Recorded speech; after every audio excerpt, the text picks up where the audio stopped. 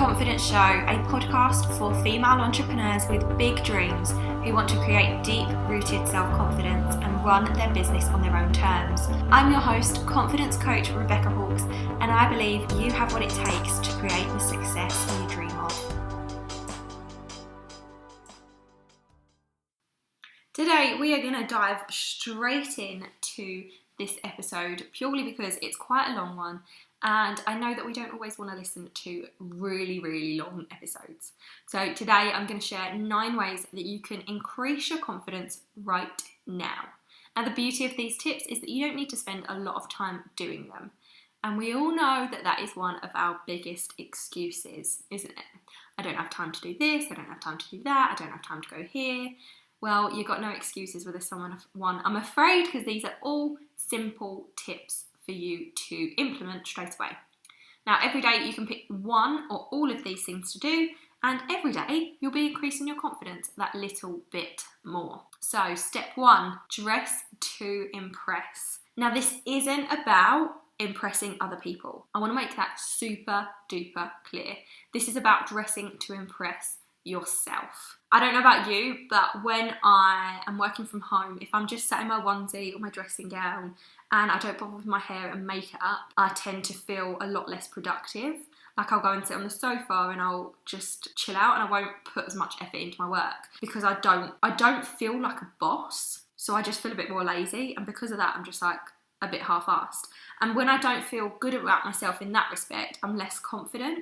So I show up not as my best self, which is obviously really important. So when it comes to dressing to impress yourself, I don't mean, again, like really fancy dresses or clothes, or you have to have like your hair styled and makeup done, but it's about dressing how you feel, like dressing in what makes you feel confident. So if jeans and a top or jeans and a jumper or doing your hair and then doing your makeup makes you feel good, do that. From my own experience, when I make the effort with myself, when I make the effort with my appearance, I feel a lot more confident in myself, and that means that I show up with a lot more confidence. So even if you're just working from home, it's important to kind of put a little bit of effort in so that you feel confident. And if wearing tracksuits is something that you're comfortable in, that's absolutely fine. If you feel good sat in your onesie, that's absolutely fine. It doesn't matter what you're wearing or what type of clothing you've got on. It just matters that you feel good. When I first started my business, I would be so wrapped up in getting client work done immediately. I would just wake up, pick up my laptop, stay in bed and work. And although for a while I felt like I was being quite productive, now I look back and think, well, actually I was just being busy because I wasn't doing the core tasks that would help move me forward. I was trying to do all the things and making things really complicated for myself. And I think that comes from having that lack of confidence, because I would just be sat in bed. And now I make the effort to wear something. Even if I'm just working from home, I make the effort to wear something that makes me feel really good. Today I got up and did my hair, I did my makeup. I've just got jeans and a jumper on, but they're new jeans and a new jumper. Like, I don't just wear my old clothes now. I make the effort to wear things that do just make me feel good. Okay, step 2. This is my favourite. Oh my God, I have to get out of the habit of saying this because I feel like I say this about everything. But this really is my favourite because it's the easiest one. So this is all about getting yourself into a high vibe. Now, the easiest way to do this is create a playlist on Spotify and dance around. So you need to create a playlist that makes you feel awesome, like really good. Every song on the list has to evoke this emotion of, yes, I feel amazing. Now, my playlist is called All I Do Is Win, because I have that song on there, the All I Do Is Win song. Who sings it? T-Pain and someone, I think. Ludacris is on there, Snoop Dogg, I don't know.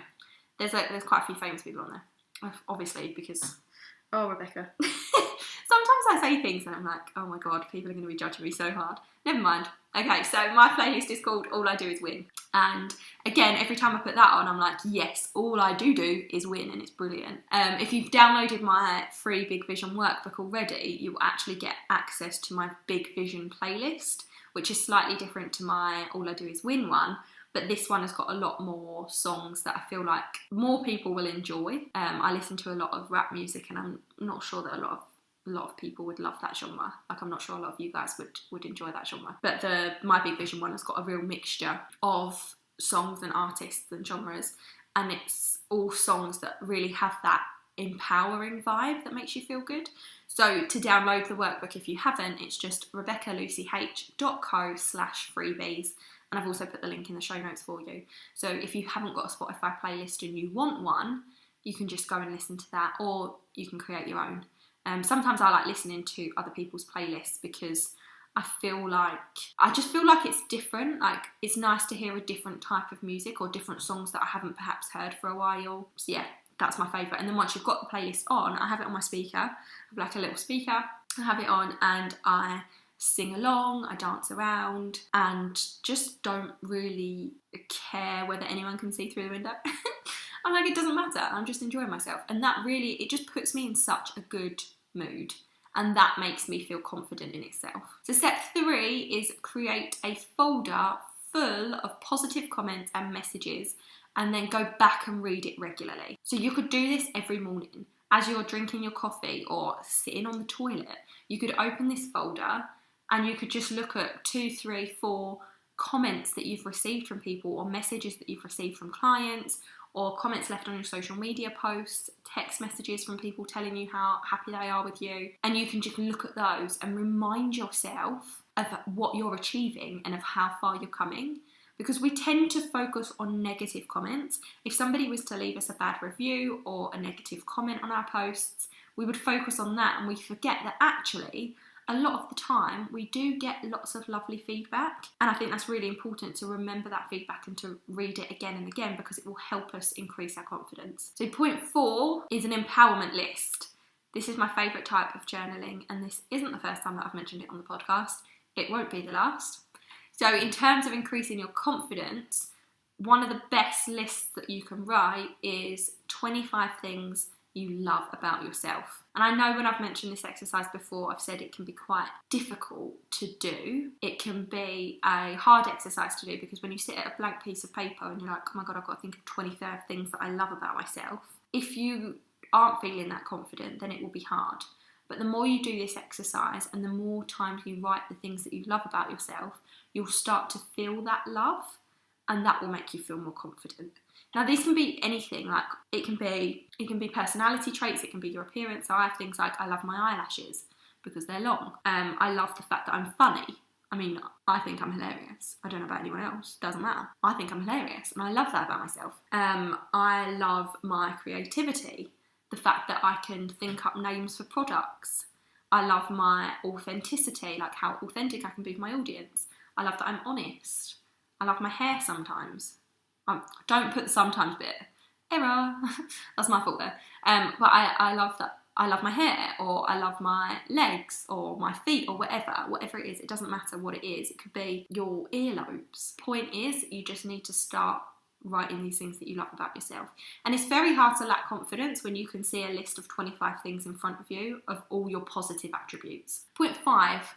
Oh, this is such a quick one. This is like instant. You need to do this right now as you're listening. Stand up tall. Okay, so literally, whether you're sitting, whether you're standing, I want you to roll back those shoulders, sit your back up straight, and hold your head up high. Okay, and it's so hard to lack confidence when you're doing this, because it's such like a powerful position to be sat in or to be stood in. It instantly makes you feel confident. And there's literally no excuse that you don't have time. Like, you can adjust your posture while you're doing anything at all, apart from maybe sleeping. So yeah, no excuses. Do that right now. Point 6, repeating affirmations. Now, I repeat affirmations in my head all day, every day. And I found it a really difficult exercise to begin with, because it just felt uncomfortable. Like, saying things that you don't think are true. So when I started repeating, I am confident, I didn't believe it. I'd just be sat there and going, I am confident, I am confident, I am confident, and be like, well, this is a load of crap, isn't it? Like, I don't feel confident at all. But the more you say it, and when you say it with some power, if you go, I am confident, I am confident. When you say it like that, you do start to feel it. It's very, very powerful. And if you haven't tried this before, I really want you to. I don't necessarily sit there and do that now. I don't sit there and repeat it to myself in front of the mirror or with a timer anymore. I just repeat affirmations constantly in my head throughout the day. So I will constantly be saying to myself, you can do this, or I'm going to make this amount this month, or I'm confident in myself. One thing that I did a few weeks ago when I had gone to bed, I wasn't feeling very well at all, and I have got a phobia of people being sick, like vomiting, and it's a lot better than it used to be, but I don't like being sick myself. Like, it's a big deal. It gives me major anxiety if I feel sick. And I'd gone to bed this night and I felt horrific and I felt so nauseous. And I remember just laying there on my back, and in my head I was like, okay, I'm in control of this. Like, I can choose how I want to feel. And I just thought of this affirmation, and I was saying, I am strong and healthy in mind and body. And that's what I repeated again and again. I'm strong and healthy in mind and body. I'm strong and healthy in mind and body. And I repeated it over and over again in my head until I fell asleep. And then when I woke up, I repeated it again. Oh my God, that's a lot. Yeah, I was nauseous, but actually, you know when this was? It wasn't just because I was feeling sick. For the first time in over a year, I had had a panic attack, and it was in my sleep that it had happened. So I had this panic attack in my sleep and it woke me up. And that's very rare. I think that's only happened to me like once or twice in my life before. I've had panic attacks regularly. I went through a stage where I was having them on a weekly, if not more, basis. And I've got it down to the point where now it doesn't happen. As I said, it had been over a year since I'd had a panic attack, and it had woken me up. And then to calm myself down, I said to myself, okay, you've got this choice. You can choose how you want to feel. And that's where that I'm strong and healthy in body and mind came in. And I just repeated it over and over and over until I fell asleep. Then I had another panic attack. And this happened, I had 3 panic attacks in one night, which is very strange. Although now I think back to it, it was right before my relationship ended. So I don't know whether there was something on a subconscious level that I didn't want to listen to that it happened, because I still had no idea when it happened. I still had no idea that it was going to. So yeah, this happened then, and that affirmation really got me through that. So although I didn't believe it, although in my body I could feel myself anxious, I was then upset that I'd had a panic attack, repeating this affirmation really helped calm me down. So you can use it in many different ways. So throughout the day now I will constantly repeat in positive things. So you could start with something like, I am confident, as I said before, or if you head over to my website, I have actually got a blog post full of 31 affirmations that are put together to help you increase your confidence, specifically. So you can just go to rebeccalucyh.co/affirmations. And again, I'll put the link in the show notes for you. And then you can just, to start with, you could just repeat this for 10 minutes a day or 5 minutes. You could set a timer on your phone. This is how I used to do it. I used to set a timer on my phone for 5 minutes, and I just used to sit quietly and repeat them. And sometimes I'd repeat it out loud, sometimes I'd repeat it in my head. But I tended to close my eyes, set the timer, and then just say it over and over and over again. And it's a really simple tool, and I think people really underestimate the power of affirmations and the power of positive self-talk, but it is probably one of the tools that has helped the most. Like, the most simple thing, you don't need anything to do it, but it has such a big impact on your confidence levels and on how you feel about yourself. Okay, so point 7 is your tribe. So you really need to surround yourself with people who have the self-confidence that you want. Now, they say that you're the product of the 5 people you spend the most time with. And if you're constantly with people who complain, who bitch about others, who are full of self-doubt, or have no desire to move forward or to develop themselves personally, you're gonna end up the same. Whereas if you surround yourself with people that are always looking on the good side, who are always feeling positive, who are happy, who are cheery, who are confident and feel confident in themselves, you're gonna start to pick up on that. Like, that kind of stuff is gonna start to rub off on you. So you really need to be conscious of who you're surrounding yourself with. Now, I'm not saying that you should cut the negative people out of your life completely, because a lot of the time it's people that are friends and family and people that we can't or don't want to cut out, but just be mindful of how much time you're spending with them. If you know that you're going through a period where you are doubting yourself or you are lacking some confidence, don't go and hang out with the people who constantly put themselves down and talk about all their flaws and judge themselves and then judge others, because that's the kind of vibe that you're gonna get back and that you're gonna pick up from them. Go and surround yourself with confident people. Point 8 is smile. So when you're smiling, you feel happy, like a proper, your cheeks hurt, cheesy grin smile, not just like a half-assed side smile kind of thing. And when you feel happy, you feel more confident. Like, it's very hard to feel confident when you're sad. Whereas if you're smiling and you just naturally feel more confident. I really want you to try this one. Just like smile and just see how it makes you feel. Then point 9, take action. Now this is the hardest but most effective point. You have to say yes to the things that scare you. And I know how terrifying that can be. I know I've briefly touched on my story previously, but at 20 years old, I got to the point where I didn't really leave the house at all. So I would go to work and that would be it. My work was like a 10-minute drive. I would go to work, and this all happened. Now I look back, I can pinpoint it on when I started taking a certain pill, and that's when this kind of cloud of anxiety really took over. Because before that, I'd always had anxiety, but I could still, like, I had a boyfriend, I had a job, I had 2 jobs in one go actually. I went out and did work experience for 6 weeks. Like, as a teenager, like, I was still achieving things. I was still doing stuff that I suppose was confident in some ways. When I quit my first job because they refused to pay me anymore, and I was like, yeah, but I'm doing all this extra work, I'm doing the supervisor stuff, you're treating me like shit. Like, obviously didn't say that, but I should have done. But when I asked for a pay rise and they just laughed at me, I was like, fine, screw you, I'm leaving. I did those things and I was confident in doing those things. So I think after I did that, I got my new job, and then I started taking the pill. And I'd come off a previous pill because I was getting migraines, and I switched over to a different pill. And when I say pill, I mean the contraceptive pill, which I don't know whether that was self-explanatory or not, but for anyone wondering what the fuck I'm talking about, I mean the contraceptive pill.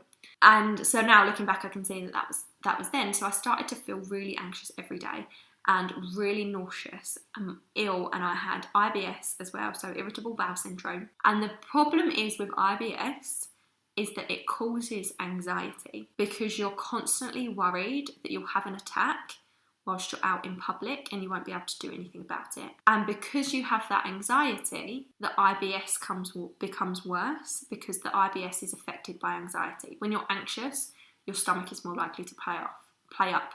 This kind of never-ending cycle of having IBS, it giving me anxiety, the anxiety making my IBS worse, it really stressed me out. It caused me so much stress and it gave me a lot of anxiety, and I felt myself withdrawing. Like, I got to the point where I would literally go to work and that would be it. So on weekends, I would spend my weekends, bearing in mind I was 19, 20 at this point, about 19 I think I was when I moved to this job. I would spend my weekends sat at home watching YouTube videos or reading blogs or ordering stuff off ASOS that I was never going to wear because I never went out anywhere. I didn't socialise, I didn't go out drinking, I didn't go to pubs, I couldn't even go to Tesco's without my mum being with me because I was so scared that somebody would talk to me, or that I would do something wrong, or that I would get to the till and not be able to pay for what I had, or I couldn't drive there on my own in case something bad happened. Like, it was pretty serious. And at the same time, the phobia of people vomiting was at its worst. So I wouldn't go to the cinema in case somebody choked on popcorn and threw up. I wouldn't go out to a restaurant in case I got food poisoning. I wouldn't use a public toilet in case somebody had been sick there. I wouldn't get on public transport in case somebody was sick next to me. I wouldn't go outside in case I caught the neurovirus or a bug from someone and that would make me sick. Like, it was horrific. Like, it was so bad, the fact that I just couldn't do anything with my life. So I got to this point when it was a few weeks before my 21st birthday. Yeah, a few weeks before my 21st birthday. And I used to take a lot of time off sick because of the fact that my stomach was so bad. I would have these horrific episodes of IBS, which for me caused like diarrhea, painful stomach cramps and diarrhea, and that's horrific. I don't know if you've ever had diarrhea in public, but it is horrible. It's just the worst. And then obviously with that came the fear that I was going to be sick, and that would make the anxiety worse. So I called in sick a lot. A few weeks before my 21st birthday, I had this big attack of IBS that I had to leave work, come home, use the toilet, and I had to call my mum, and I was like, I'm gonna pass out on the toilet. And it was horrible. Like, I can't describe the pain to you. And I remember just laying down and being like, oh my God, I can't deal with this. This is awful. But I went back into work that afternoon after it had kind of happened. And when I got back into work, I got called into a meeting, and I was told essentially if I hadn't come back into the office, I'd have been fired. And we had this big chat about how I needed to stop these things happening, because at the time as well, I don't think I knew that it was IBS, and I definitely didn't know it was anxiety. It's only now, as I've learned more about anxiety, that I realise that that's what I have, and the IBS is what I have as well. But I didn't have any. It's not like when you break a bone and you can see that there's physically something wrong with you. That's you can't see that there's a problem. So although I was having the diarrhea, you couldn't necessarily see that there was a big problem, because you have tests and you go through these things and it's just, oh, it's IBS and here's some peppermint tablets or whatever. Great, cool. But it doesn't stop the anxiety which causes it. So my boss sat down and she was essentially like, you're letting the team down, we're going to have to let you go, this isn't fair. If you are sick one more day, your attendance is so poor, we're going to have to fire you, essentially. And I was devastated, because I really did like my job. I was doing accounts, and I loved the team that I worked with, like the three girls that I worked with. I say girls, all older than me. 3 ladies that I worked with were incredible, and I loved working with them, and I hated the fact that I was letting them down.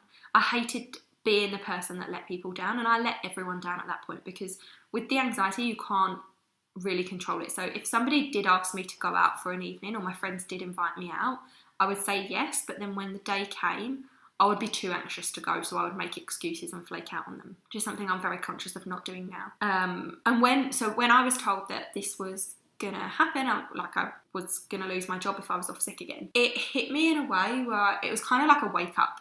It was kind of like, okay, shit, this is a serious thing that you need to sort out. Now, I don't know what made me come off of the pill. I didn't have a boyfriend at the time anyway. But I don't know what made me come off the pill. I just decided to stop taking it. And at the same time that I decided that, I also decided that no matter how scared I was of something, I was going to say yes to it. There was no other option. It was going to be a yes. Even if I was anxious, even if my stomach kicked off, even if I was terrified and worried and there might be a chance of me having a panic attack, or there might be a chance of someone being sick near me, I was going to say yes.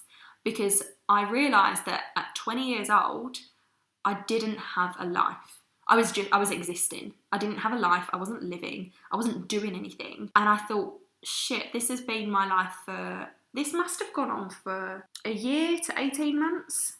The anxiety has gone on for longer, and the anxiety is still something that I've got, but to the point where it affected my life in such a dramatic way, it would have been anywhere between a year and 18 months.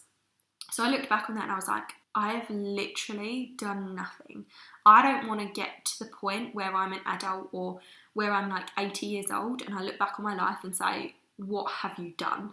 And I've done nothing. And it was a real big moment for me to make this decision and be like, do you know what?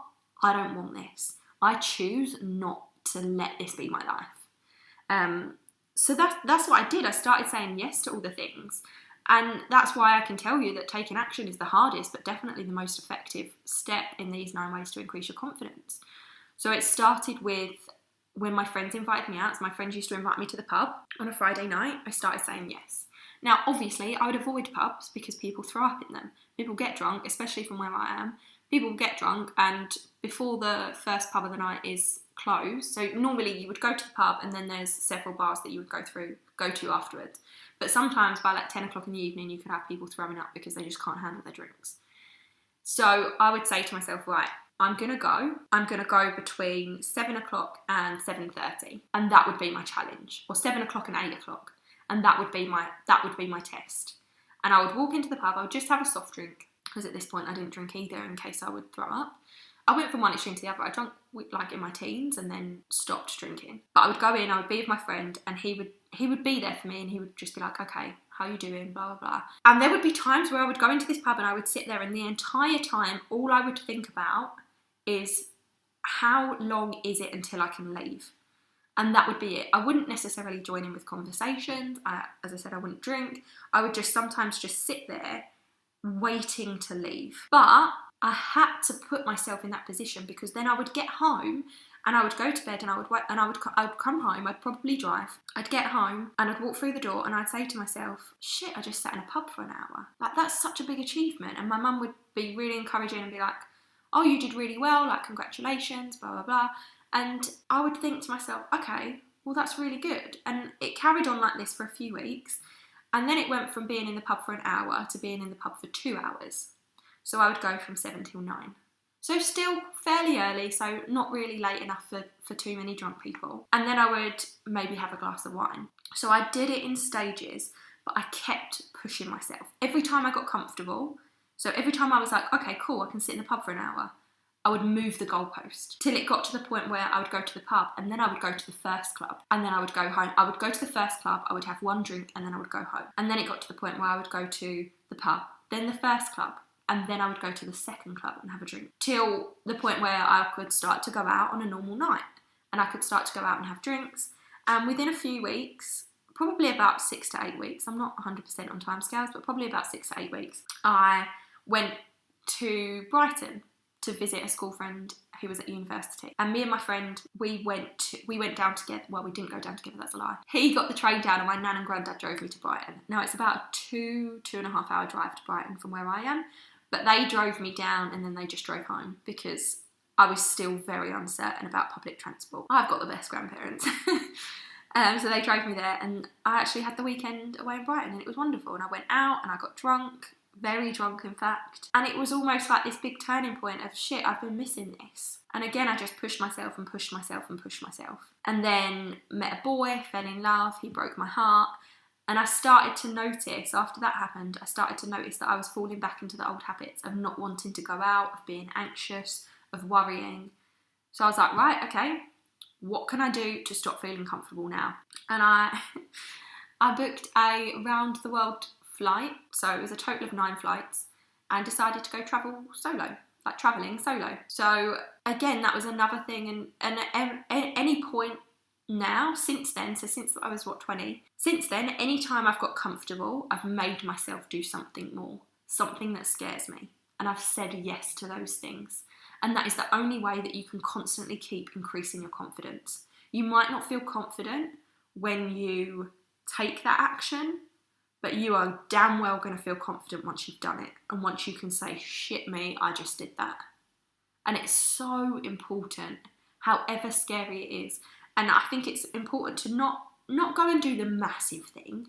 So I didn't go from being too afraid to leave the house to jumping out of an aeroplane or to travelling solo immediately.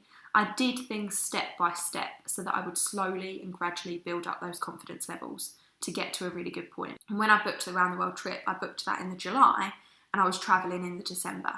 So I'd had a few months of saving where I think I started thinking about it around the May, and then I was really serious about it, started looking into it, and then went and booked it in the July, and then I wasn't going till December. So between the July and December, I knew that I had to do whatever I could to keep making sure I was increasing those confidence levels. And I did that, and it was amazing. So hopefully somewhere in my story, in what I've just been saying, you can see yourself, or you can understand how important it is to say yes to those things and realise that you can make the choice. Like, you get to make that choice of, do I want to be confident? Do I not want to be confident? Am I going to say yes to this, or am I going to stay in fear? You always have a choice. I feel like we got a bit deep there. Did we get a bit deep there? Did I just waffle too much? Who knows? This is going to be fun to edit. Okay, let's recap those 9 ways to increase your confidence. So first of all, it was dress to impress yourself. Next was high-vibing with Spotify and dancing around the kitchen or living room or wherever you want. Then it was creating a feedback folder so that you can go and read all the wonderful things people say about you. Write out an empowerment list. The one that I mentioned in here was 25 things I love about myself. Then standing up tall, sitting up straight. adjusting your posture so that you have more of a confidence stance. Then repeating affirmations such as I am confident. Don't forget to go and check out the blog post that I mentioned before, it's in the show notes. Surround yourself with confident people. Smile, even when you don't feel like it, put that smile on your face. And lastly, say yes to the things that scare you, because although it won't feel very comfortable at the time, you will feel so bloody good afterwards. You will be pleased that you listened to me. Okay, your homework for this week is to commit to doing one of these things every single day. And I mean really commit. Even if it is just to put on a good outfit or create awareness around your posture. Doesn't take a lot of time, but will have an impact on how confident you are. You don't create confidence overnight. As with anything, you have to constantly work at it. If you're serious about feeling more confident, start now. Make that decision now. Once you've chosen your one thing, head over to Instagram and tell me in your stories what you've chosen. And don't forget to tag me at Rebecca Lucy H. To help you increase your confidence even more, you can download your free confidence kit. So inside this kit, you will find a guide on 10 ways to increase your confidence in 10 minutes, a printable called Ready to Slay Your Day that will help keep you accountable. It's like a checklist where you can tick off each action every day, and a 2-minute affirmations audio to play each morning. This will get you feeling really fired up, really inspired and motivated and ready to go out there full of confidence. Just go to RebeccaLucyH.co/kit. or click the link in the show notes if that's easier for you. I hope that you've enjoyed this episode. It is a little bit longer, I think, but that's fine. I do chat a lot. Thanks so much for listening to The Confidence Show with me, Rebecca Hawkes. If you enjoyed this episode, I would love for you to hit subscribe and leave me a review telling me what you thought. Don't forget to connect with me on Instagram, where you'll find daily inspiration and tips to help you reduce your overwhelm, let go of self-doubt and create unbreakable self-confidence. Find me at Rebecca Lucy H, and I'll see you in the next episode.